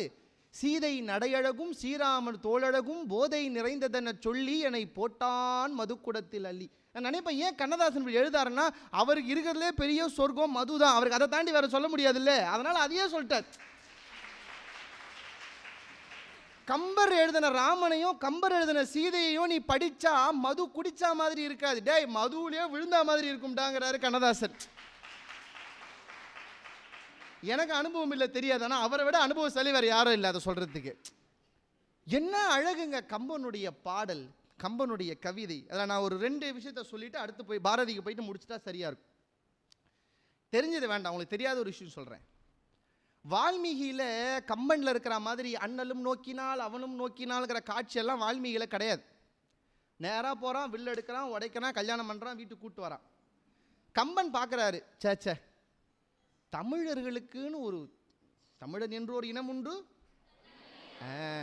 தனியே அவருக்கு ஒரு குணம் உண்டு, டெஃபினெட்லி இட் ஷுட் லவ் மேரேஜ்னு முடிவு பண்ணிட்டாரு கம்பன். அதனால் என்ன பண்ணுறாரு, இதை காதல் திருமணமாக மாற்றணும்னு கன்னிமாடத்திலிருந்து சீதையை பார்க்க வைக்கிறாரு, ராமனையும் பார்க்க வைக்கிறாரு கம்பர். பியூட்டிஃபுல். நான் சொல்லுவேன், இப்படி பார்த்துக்கலாமா? இதுதான் கம்பர் செஞ்ச இன்னொரு அழகு. ஒரு பெண் திருமணத்துக்கு முன்னாடி ஒரு ஆணை பார்த்துட்டா, ராமன் மாதிரி ஒரு ஆண் ஒரு பெண்ணை பால்கனியில் இருக்கிறத பார்த்துட்டா அவங்களுக்கு இழுக்கு வந்துடாதா? அதுதான் கம்பன் என்ன பண்ணார் பாருங்க, இந்த சீனை வைக்கணும்னு முடிவு பண்ணிட்டார். என்ன சீனு? 2 பேரை பார்த்துக்கணும்னு ஒரு சீன் வைக்கணும்னு முடிவு பண்ணிட்டார். அவன் நினச்சாருன்னா எதிர்த்தரப்பில் வரா மாதிரி பார்க்க வச்சிருக்கலாம், பண்ணலை. கம்பர் என்ன பண்ணுறாரு பாருங்க, ரொம்ப பிளானாக சீதையை பால்கனியில் நிற்க வச்சுட்டாரு, ராமனை தரையில் நடக்க வைக்கிறாரு. ஏன்னா பெண் தலை நிமிர்ந்து பார்க்கக்கூடாது, அவ்வளோதானே. அவள் பால்கனிலேருந்து தலை குனிஞ்சு தான் பார்த்தான். ராமன் தலை நிமிர்ந்து தான் நடந்து போனான், அவன் தெருவில் தலை நிமிர்ந்தான் நடந்தான், அங்கே பால்கனியில் அவளை பார்த்தான். அண்ணலும் நோக்கினால் அவளும். அடடாப்பா, என்ன சிலபஸை படிச்சிங்களோ இல்லையோ, கம்பனில் இதை நல்லா படிச்சிருக்கீங்க. தப்பே கிடையாது. நான் ஒன்று சொல்கிறேன் பாருங்க, தமிழில் வீரத்தையும் காதலையும் விட ரசிப்பதற்கு வேற என்ன இந்த மொழியில இருக்க முடியும் சொல்லுங்க. ஆனால் ரசிக்கிறதோடு நிறுத்திட்டீங்கன்னா ரொம்ப சந்தோஷம். ஆமாம் பாருங்க, பார்த்துட்டான். அவளும் முழுசா ராமனை மனசுக்குள்ளே ஏற்றிக்கிட்டா, இவனும் முழுசா சீதையை மனசுக்குள்ளே ஏற்றிக்கிட்டா. சுயம்பரம் வந்துருச்சு. ராமன் வர்றதுடைய பர்பஸ் சுயம்பரத்துக்கே இல்லை, அவள் குருவோட வர்றார். இப்போ சுயம்பரம் ஆனால் நடக்குது, யார் யாரோ வந்து தூக்குறாங்க, நீங்கள் பார்த்துருப்பீங்க. அதுவும் திருப்பதியில் குடோனில் உட்காந்தவங்க 10 முறையாவது பார்த்துருப்பீங்க திறக்கிறதுக்குள்ளே இந்த சீனை. யாரும் எடுத்து உடைக்க முடியாத வில்ல ராமன் எடுத்து உடைச்சிட்டான். நீங்கள் அந்த பாட்டெல்லாம் கேட்டிருப்பீங்க. உடைச்ச சத்தத்தை தான் கேட்டாங்களே தவிர உடைச்சதை பார்க்கலன்னு. அவ்வளோ வேகமாக ராமன் அந்த வில்லை உடைக்கணுங்கிறதும் ஆக்சுவலாக ரோலே அது இல்லை. எடுத்து நான் தான் ஏற்றணும். நம்ம தலைவர் தூக்கி நான் ஏற்ற இப்படி பண்ணார் பிறகு உடஞ்சி போச்சு. இதை கிண்டல் அடித்து ராவணன் பின்னாடி பாடுவான். என்ன பெரிய வீரன் ராமன், ஊன்வில் ஒடித்து ஓட்டை மரத்துள் அம்பு ஓட்டி கூனி சூழ்ச்சியால் அரசு துறந்து அவெல்லாம் ஒரு ஆளான்வர். யார்? ராவணன். ராவணனுக்கு இந்த வில் என்னவா, அது அவன் தாத்தா காலத்து பழைய வில்லிட, அது அதை உடச்சிட்டான் இவன் பெருமையாக பேசிகிட்டு இருக்கான்னு ராவணன் சொல்லுவான். ஆனால் அது அப்படி இல்லை, யாரும் தூக்கக்கூட முடியாது வில்லு அது. ஆனால் ராவணன் வந்திருந்தா மேபி தூக்கியிருக்கலாம். யாரும் தூக்க முடியாத வில்லு. ஆனால் ராவணன் தூக்கிடுவான், அப்புறம் வெளியே வர தெரியாது அவனுக்கு. அப்படிதான் கைலாய மலையை தூக்கினா மாட்டிக்கிட்டான். ராமன் தூக்கினாங்க, உடைச்சிட்டான். இப்போ சீதைக்கு வில்ல உடைச்சிட்டாங்கன்னு தெரிஞ்சு போச்சு. கல்யாணமும் முடிவு பண்ணிட்டாங்க. இப்போ சீதை மனசில் ஒரு பயம். ஏன், இந்த பால்கனிலேருந்து ஒருத்தனை பார்த்தோமே, அவன் இதை உடைச்சிருப்பானா இல்லை வேற யாராவது உடைச்சிருப்பாங்களா? அவனாக இருந்தால் நல்லா இருக்குமே, வேற ஒருத்தனாக இருந்தால் நம்ம என்ன செய்யறது? இந்த பாட்டு நிறைய பேர் சொன்னதில்லை. சீதை இந்த ஸ்டேட்மெண்ட்டே சொல்கிறா. என்னன்னு, ஒருவேளை அந்த வில்லை ஒடித்தவன் நான் பார்த்த ராமனாக இல்லை என்றால் என் உயிரை நான் இப்போதே மாய்த்து கொள்வேன்னு சீதை மனசில் நினச்சா. இல்லைனா சீதையுடைய குணம் மாறிடும்ல. ஒருவேளை ராமனே இல்லைன்னு வச்சுக்கோங்க, கல்யாணம் பண்ண நாளைக்கு பேச மாட்டான். இவன் பால்கனிலேருந்து ஒருத்தனை பார்த்தா அப்புறம் வேற ஒருத்தனை கல்யாணம் பண்ணிக்கிட்டான்னு. சீதை அப்படி இல்லை. அவள் சொல்கிறாள், நான் பார்த்த ராமனாக இவன் இல்லை என்றால் நான் என் உயிரை மாய்த்து கொள்வேன். சீதா அப்படி இருந்தா. ஆனால் எல்லாரும் சொல்கிறாங்க, சொல்கிறத வச்சு பார்த்தா ராமன் மாதிரி தெரிஞ்சிருச்சு. அவன் தோழி நீலமாலை சொல்கிறா. ஆனாலும் இவளுக்கு ஒரு சந்தேகம். கல்யாணத்தில் பக்கத்துலேயும் உட்கார வச்சுட்டாங்க. நீங்கள் கேட்கல, அதுக்கு முன்னாடி பார்க்கலைங்களா? நான் நம்மள மாதிரிலாம் காப்பி தண்ணி எடுத்துகிட்டு போய் கொடுத்து பார்க்குறதுலாம் இப்போ கிடையாது. பக்கத்தில் உட்கார வச்சுட்டாங்க. இப்போது இவளுக்கு ராமன் தான் ஆல்மோஸ்ட் தெரிஞ்சு போச்சு. இருந்தாலும் நம்ம பார்த்த ராமன் தான் இந்த ராமனான்னு ஒரு சின்ன ஒரு பயம். ஏன்னா தாலி கட்ட போகிறான், அதுக்கப்புறம் ஒன்றும் பண்ண முடியாது. இப்போ அவர் நிமிந்து மூஞ்ச காட்டுறாலாம் பார்க்க முடியாது. இன்றைக்கி நம்மளாம் டான்ஸ் ஆடுறோம், ஒன்னாட்டு இது வரும், போஸ்ட் வெட்டிங் ப்ரீ வெட்டிங் எல்லாம் பண்ணி மூஞ்ச பார்த்துக்கிறோம்ல. அந்த காலத்தில் அப்படி சீதை அப்படி திரும்பி எல்லாம் கொஞ்சம் உங்கள் மூஞ்ச காமிங்கெல்லாம் பார்க்க முடியாது. அவள் அப்போ இருந்த ஒழுக்கத்தோடு மாறக்கூடாது. கம்பர் ஒரு அழகாக ஒரு பாட்டு சொல்கிறார் பாருங்க. எய்யவில் வளைத்ததும் இருத்ததும் உரைத்தும் மெய் விளைவு இடத்து முதல் ஐயம் விடலுற்றால் ஐயனை அகத்து வடிவே அளபுறத்தும். இந்த உடைச்சானே இவன் அவன்தானான்னு தெரிஞ்சிக்க சீதை ரொம்ப மெனக்கெட்டு என்ன பண்ணாலாம். கம்பர் சொல்கிறாரு, கைவளை திருத்துபு கடைக்கண்ணில் உணர்ந்தாள். அப்படி கையில் இந்த வலையில் அப்படி எடுத்து அப்படி அட்ஜஸ்ட் பண்ணுற மாதிரி பண்ணி லைட்டாக பக்கத்தில் ராமனை பார்த்துட்டு ராமன் தான்.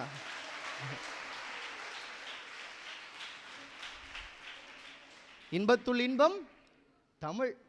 இந்த மாதிரி இன்பத்தை தமிழில் கம்பனில் நான் சொன்னது ஒரு சின்ன இடம். நீங்கள் இதுக்கப்புறம் போய் கம்பன் என்கிற கடலில் போய் நீங்கள் குளிங்க. நிறைவு பண்ணிடுறேன். 2000 வருஷம் முன்னாடி ஒரு செய்யுளை பார்த்தோம், 1000 வருஷம் முன்னாடி ஒரு செய்யுளை பார்த்தோம். இப்போ பாரதிக்கு ஒரு உதாரணம் பாஞ்சாலி சபதம் தானே. பாரதி மாதிரி தமிழ் சொற்களை கையாண்ட ஒரு புலவன் யாரும் இல்லை. நான் அதை ரொம்ப பெருமையாக சொல்லுவேன். கன்னி தமிழ் சொல்லுக்கு உள்ளேயும் கன்னிவெடி வைத்த ஒரு புலவன் உண்டென்றால் அவன் மகாகவி பாரதின்னு சொல்லுவேன். அது வெரி கன்னி தமிழாக இருந்த என் மொழிக்கு பிடரி வைத்து கர்ஜிக்க பழகியவனும் பாரதி தான். அவன் தான் தமிழ் அப்படி கர்ஜிக்க வச்சான். இந்த பாஞ்சாலி சபதம் கிளாஸ். நீங்கள் நிறைய பேர் பாரதி எல்லாம் படிச்சிருப்பீங்க. தயவு செஞ்சு போய் பாஞ்சாலி சபதம் படிங்க. சின்ன ஒரு காவியம் தான், ஆனால் அதில் இருக்கிற ஒரு பாட்டை நம்மளை அப்படியே மெஸ்மரைஸ் பண்ணணும். இன்பத்தின் இன்பம்னா அதுதான். அதில் உங்களுக்கு ஒரு எனக்கு பிடிச்ச ஒரு பாட்டை சொல்லிட்டு நான் அடுத்துக்கு போயிடுறேன். நம்ம இன்னைக்கு ஒரு வார்த்தை சொல்கிறோம்ல, கிரிஞ்சுன்னு ஒரு வார்த்தை இருக்குது, கேள்விப்பட்டிருக்கீங்களே? ஐயாக்கெல்லாம் தெரியல. இதுக்கு ஒரு வார்த்தை உண்டுங்கய்யா, இந்த பூமர் கிரிஞ்சுன்னு ஒரு வார்த்தை உண்டு. அது யாருக்கு சொல்லுவான்னா, ஐயோ அநியாயம் நச பண்ணும் அவனுக்கு தான் அந்த பேர் வைப்பாங்க. இந்த கிளாஸில் எல்லாரும் அசைன்மெண்ட் எழுதலான்னு அமைதியாக இருப்பான். டீச்சர் கேட்கறதுக்கு முன்னாடியே கை தூக்கி அசைன்மெண்ட் டீச்சர்னு பாருங்க, அவன் தான் கிரிஞ்சு. இயல்பிலேயே இயற்கையிலேயே ரொம்ப ஓவர் பர்ஃபெக்ஷனாக இருக்கிறதும் கூட ஒரு மனநோய் தான். ரொம்ப ஓவர் பர்ஃபெக்ஷனாக இருந்தாலும் நமக்கு சுற்றி இருக்கிறவனுக்கு ஆபத்து, அவனுக்கு ஆபத்து கிடையாது. இந்த கிரிஞ்சுங்கிற சொல் இன்னைக்கு வந்தது நீங்கள் நினைக்கிறீங்களா? பாரதி முதல்ல சொல்லிட்டார். ரொம்ப அழகாக அந்த பாட்டை சொல்கிறார். யாருக்கு? தர்மனை இன்ட்ரடியூஸ் பண்ணும்போது சொல்கிறார். தர்மனை துரியோதனன் மூலயமா திட்டும் போது இவரும் மனசார திட்டிக்கிறார் பாரதியும். ஏன்னா தர்மன் ஒரு கிரிஞ்சு. நீங்கள் அவன் கதையை பார்த்துருக்கீங்களே, அஸ்வத்தாமன் இறந்தான்னு பொய் சொல்லு, நான் சொல்ல மாட்டேன். அப்புறம் இவர் பொய் சொல்கிறதுக்காக ஒரு யானையை பிடிச்சி அதுக்கு அஸ்வத்தாமன் பேர் வச்சு அதை சாவடிச்சு அதுக்கப்புறம் போய் அஸ்வத்தாமன் இறந்தான்னு சொன்னோடனே தான் அப்புறம் அவர் துரோணாச்சாரியாரையே வீழ்த்த முடிஞ்சுது. பாஞ்சாலியை கல்யாணம் பண்ணி அர்ஜுனன் வரான், ஒரு பொருள் கொண்டு வந்திருக்கிறோம்னு உடனே உள்ளேருந்து குந்தி எதுவாயினும் ஐவரும் பகிர்ந்து கொள்கன்ட்டா, வெளியே வந்து பார்த்தா அது திரௌபதி. ஐயோ தெரியாமல் சொல்லிட்டுப்பா, தெளிவாக சொல்ல மாட்டீங்களா அர்ஜுனா நீ நல்லா இருன்னு வாழ்த்தும் போது, excuse me Dharma, excuse me, நீங்கள் சொன்னாலே இல்லையா சொல்கிறா இல்லை, actually the protocol of the law already you said, தாய் சொன்னதான் மந்திரம், அதை நான் செய்வேன் பண்ணனா இல்லையாங்க, சாதிச்சா 5 பேருக்கு ஒன்று, அதை வலுக்கட்டாயமாக எடுத்துகிட்டு வந்தேன். ஏன் தர்ம கிரிஞ்சு. பாரதிக்கு இந்த எண்ணம் மனசுல உண்டு. பாரதி சொல்றா பாருங்க தர்மனை சொல்லும் போது, கிழவியர் போல் தபசியர் போல் பழங்கிளி கதை படிப்பவன். கிழவி மாதிரி பேசுவான் சரிவன்,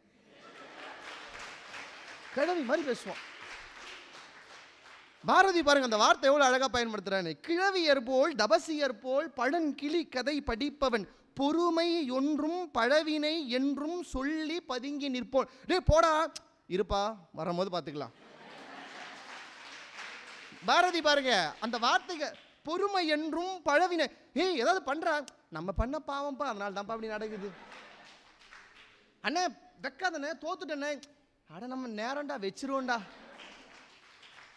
ஏங்க நாட்டை வச்சான், பொருளை வச்சான், யானையை வச்சான், படையை வச்சான், தம்பியை வச்சான், திரௌபதியை வைக்கும்போது கூட அவன் மனசுல யோசிக்கலைங்க. ஏன்? அதான் பாரதி சொல்றான், பொறுமை ஒன்றும் பழவினை என்றும் சொல்லி பதுங்கி நிற்போன் மரத்தன்மையிலான். இப்போ வாங்க இந்த கிரிஞ்சிக்கு தமிழ்ல ஒரு வார்த்தை பாரதி போடுறாரு, மரத்தன்மையிலான் வழவழ தருமனுக்கே.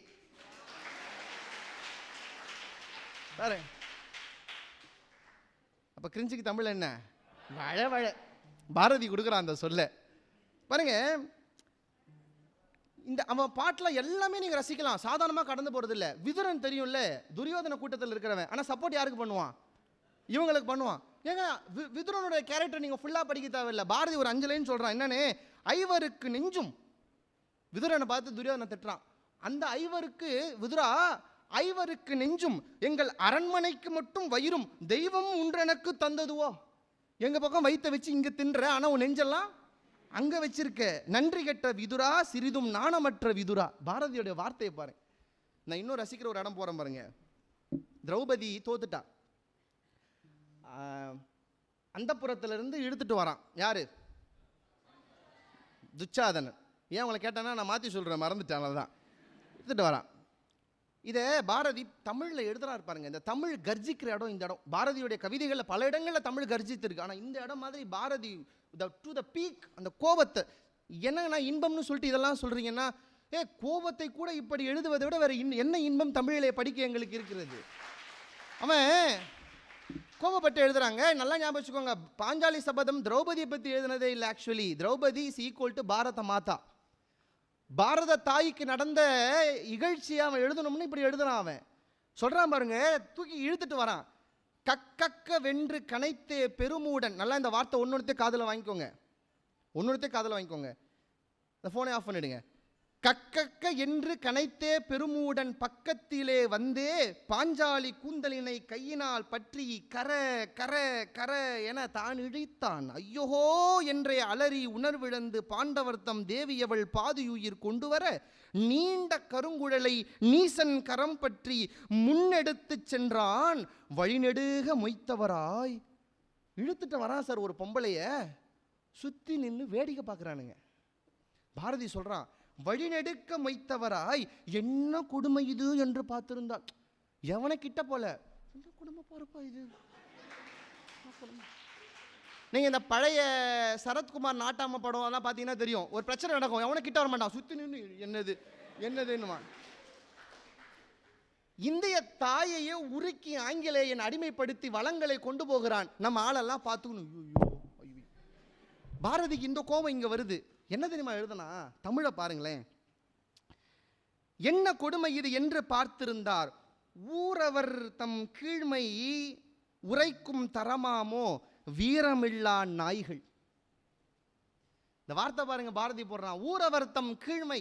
இந்த வேடிக்கை பார்க்கிறவங்களுடைய தரத்தை சொல்லவா, ஊரவர்த்தம் கீழ்மை உரைக்கும் தரமாமோ வீரமிலா நாய்கள். ஏன் அதை சொன்னார் தெரியுமா? நீங்கள் நாயை பார்த்துருக்கீங்களா? 2 வீலரில் போனால் வேகமாக குலைச்சிட்டே வரும், நீங்கள் நின்ட்டீங்கன்னா நம்மளோட 10 அடி பின்னாடி ஓடி போயிடும். கொலைக்கிற நாய் கடிக்காதுங்கிற மாதிரி சுற்றி நின்று பேசுகிறான் எவனாவது ஒருத்தன்.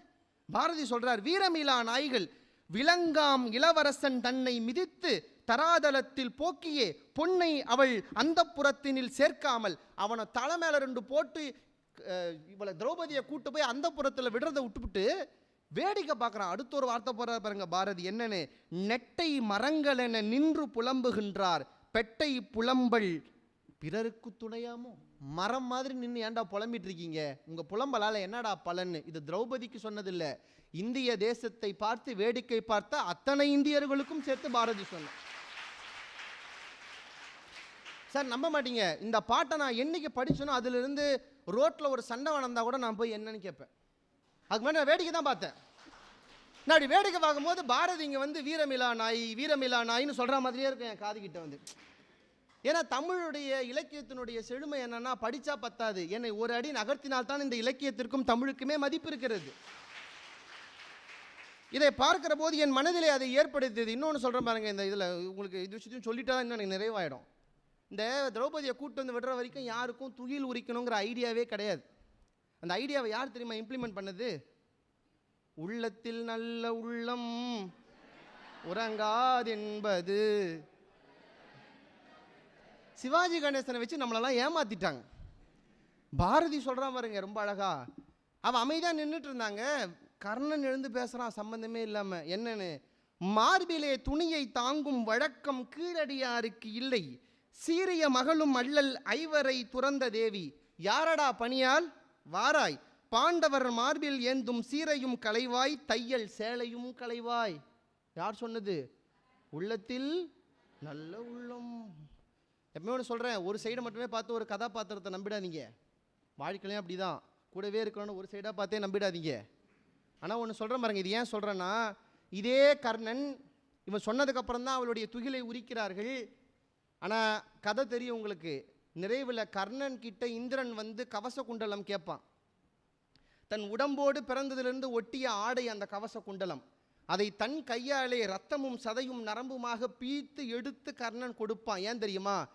என்றைக்கு நீ திரௌபதியினுடைய சேலையை உரிப்பதற்கு வாய் திறந்து நின்றாயோ, அந்த வினை பயன் இன்றைக்கு உன் கையால் உன்னுடைய கவசத்தையே ரத்தமும் சதையுமாக எடுக்க வைத்தது. தமிழ் சொல்லிக் கொடுக்கிற முக்கியமான விஷயம் ஒன்று தெரிஞ்சுக்கோங்க வாழ்க்கைக்கு. தீதும் நன்றும் பிறர் தர வாரா, ஊழ்வினை உறுத்து வந்து ஊட்டும். தமிழ் என்பது இன்பத்துள் இன்பம் கொடுக்கிற மொழி மட்டும் அல்ல, இந்த வாழ்க்கையில் எப்படி அறத்தோடு வாழ்ந்தால் இன்பம் கிடைக்கும் என்கிற வாழ்க்கையின் இன்பத்தையும் சொல்லக்கூடிய மொழி தமிழ் என்று சொல்லி நல்லதொரு வாய்ப்புக்கு நன்றி கூறி விடைபெறுகிறேன். நன்றி, வணக்கம்.